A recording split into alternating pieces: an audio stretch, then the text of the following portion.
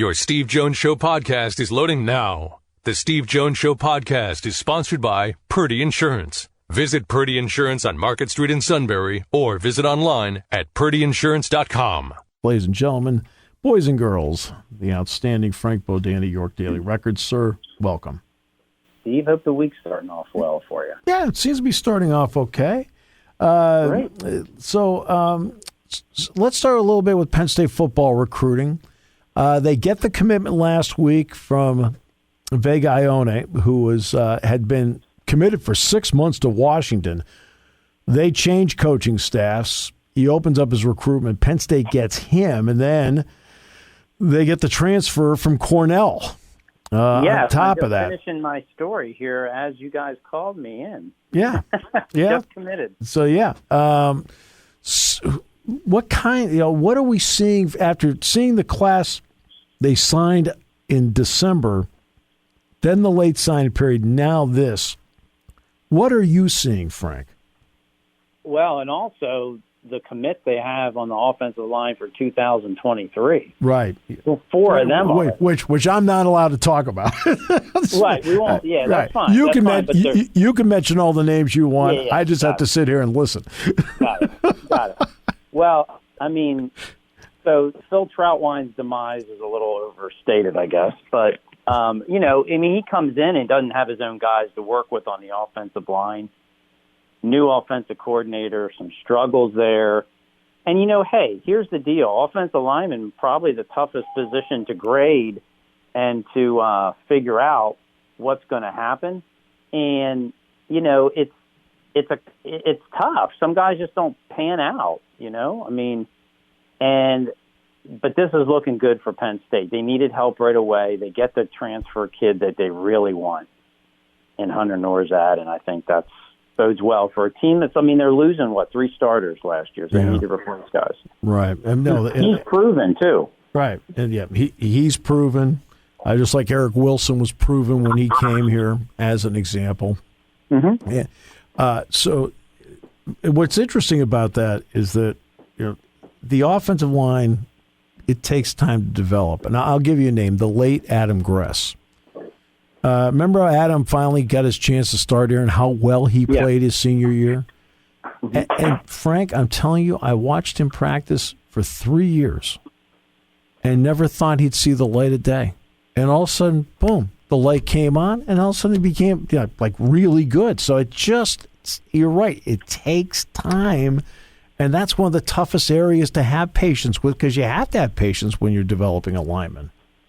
Right. And even these guys, we don't have to name names, but even the high-profile recruits that Penn State is getting verbal commitments from, they're not going to be able to help right away. So this is good, but it's not going to be saving the team, so to speak, this season or maybe even next season. That's why someone like Nourzad is so important, and to see with the transfer possibilities, Penn State never was able to do that before, right? They were never able to find a guy who had proven himself even at a different level and Adam quickly like that. Right. No, exactly. And this is the portal is so interesting.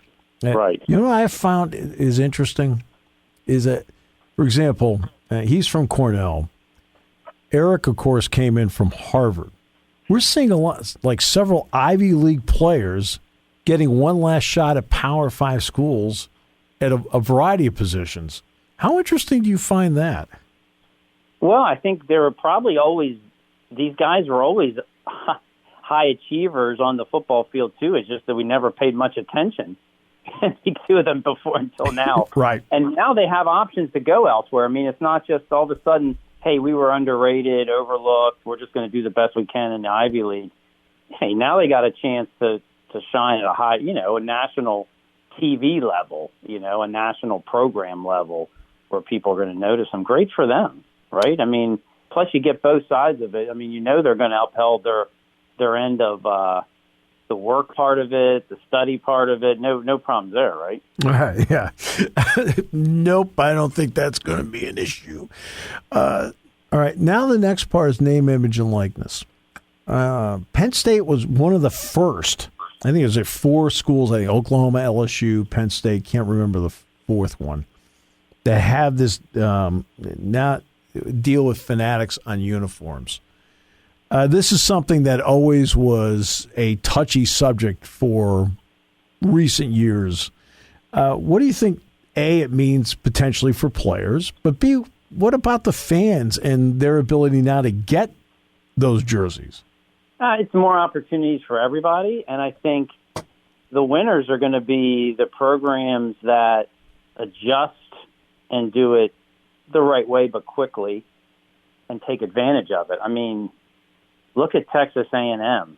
I mean, they went all in, and I mean, as far as everybody knows legally, but they're helping get the talent into their school. And I think James Franklin was doing the best he could.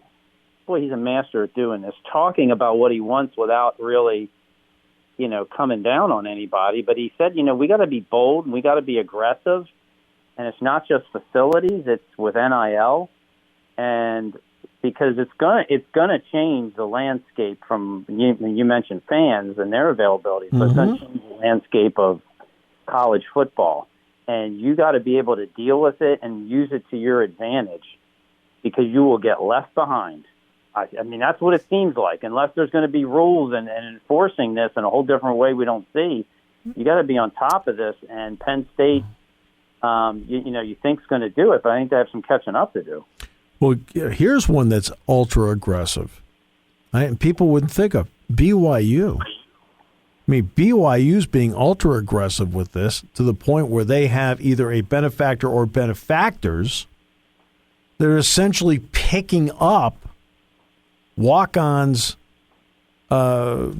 tuition, which means instead of having 85 scholarship players, technically they can have an unlimited number. Well, they're smart, and look at Grambling and some of the other schools. I mean, it's the powers that be, the Ohio States and Alabamas. Of course, they're going to be able to benefit because of who they are. But schools that didn't have that same type, if you're creative, if you get on this and you find ways to market yourself and make people say, "Hey, this is why you should come here now. Look at what you can do for not just yourself but your family." They're going to steal recruits. I think kids are going to want to come and play if it can benefit themselves, right? I mean, pretty simple, I think. If you have enough developmental parts in process and in play, that's. Well, exactly. And look, there are certain boosters, for example, that do not care about return. They just want to win games. All right. Then there's other entities. Let's take Dr. Pepper, for example, with DJ Uiagalelei of Clemson. What was their return on having him be a spokesperson for them? Not very strong. I mean, I don't know if he has a lasting deal with them or not. We'll see. But normally with an entity like that, they want a return on the investment. Right. Yeah. Okay, so now let's get to the Michigan thing. Josh Gaddis leaves to go to Miami, makes a lateral move. We already know McDonald went back to Baltimore, but nobody was surprised by that because, Wink Martindale got fired. He'd been with Baltimore. Let's not pretend Jim Harbaugh, I want to be at Michigan forever. That's because that's his only option. He wanted that Vikings job. You don't interview for 8 hours and not want the job. I mean, Frank. Right. I mean, let's face it. I mean, I just think for Michigan, the whole thing's a bad look. Well, sure it is. I mean, and especially after you finally got kind of toward the top of the hill. Yes. Right? After every year of people saying you underachieved, you finally got to the place where your fan base and everybody's like, yeah, this is what we've been expecting, and now you have a little bit of disarray.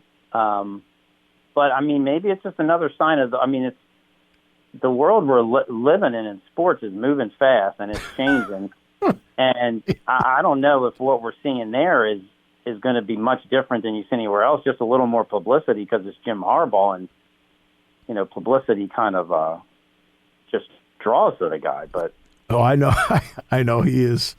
I know. And Josh didn't get the coordinator job at Penn State, it seems like, so he wanted to go elsewhere. Good for him. Yeah, he's fine. Not maybe getting the right look that he thought he would as the head coach, so he's going to leave. And that's just not everybody does it that way, but I mean, that's just part of the business. I mean, I think that kind of stuff's going to happen no matter what. Yeah, what's interesting though is it's a lateral move. You just won the Broyles Award, top assistant, and that's what strikes me is the lateral. Now it's a lateral move to a head coach who is a defensive-minded guy.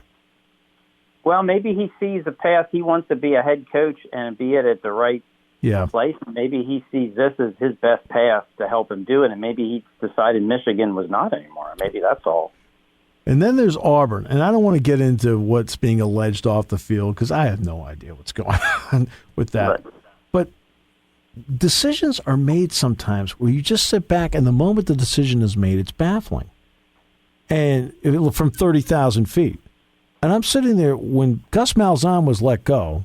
It's not like he'd never beaten Saban. He'd beaten him 3 times in state. And they give him $21 million to hire this guy, and it never made sense to hire this guy. What did you think?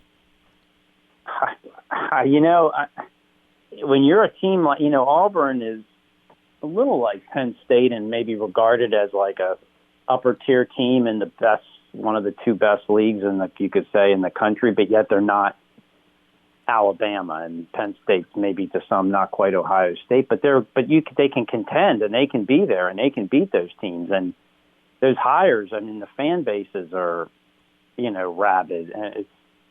But stability, I think when Penn State hired James Franklin, they looked at somebody who they, at least on his end, thought this guy is going to commit to here and be stable and do it the way we want to do it. So you have to identify the right person for your fit. And I think that's way hard to do. How about that? It is hard to do. Now, there's obviously pressure from boosters, right? Got to win more. I mean, I cited, for example, Phil Martelli because Phil's going to be here tomorrow, right, at St. Joe's. Now, he'd been there a long time, but he already had on his team at St. Joe's Jared Bynum, okay? Bones Highland was coming in the incoming recruiting class. Akeem Hart was coming in the incoming recruiting class. And they blew him up. So Bynum, who had been a freshman, transfers to Providence at 32 yesterday. Hart goes to Maryland, starts. Bones Highland goes to VCU, starts, and is a first-round pick in the NBA. St. Joe's, since they blew him up, 6-26, 5-15, 10-11. Nice move. Well, there's and who are the people doing the hiring at that time at your school, and what's their future? What's their thought process? Right. Because people want to win right away, but how do you do that? And do you go who? And then how do you gauge who the next young hot candidate? How are they gonna be not just the first year when they get their recruiting bump, but how are they going to be in year 3, 4, and 5? And how many guys can you name that go to programs like that, like at Virginia Tech, and they do well right away or they do well enough, but it doesn't hold? Right. And people aren't patient anymore. I mean, what patience is there even at those programs where they had sometimes had coaches for a long time? There's no patience. Right. It's just nope. And the part about the Harsin thing is that when he was hired, I know he was at Arkansas State, but from Boise after 7 years to the SEC, it just didn't seem like it fit. No, and I don't think Joe Moorhead fit necessarily where he was going. He's a great coach and a great guy, but is that the easiest fit for your big-time head coaching job? I don't know if that's the right fit. I don't know and that's nothing against him. No, and they gave him 2 years. Right. I mean, he didn't have enough time to turn really anything around, even if it is a better fit than we think. But it's interesting. I know these are all hard decisions, but it sure is interesting. We sit back and say, I remember when Phil got blown up, I was like, that makes no sense. When Brian Harsin got hired at Auburn, I thought, that makes no sense. But I am from 30,000 feet, so what do I know, Frank? All right. Well, you know how to pronounce all these names. So that part I'm usually pretty good at, which is you're tremendous at that. Kudos to you with all your practice too. Good luck this week. I appreciate that. Yeah, Frank, you're the best. Great to have you with us. Thank you. Take care today.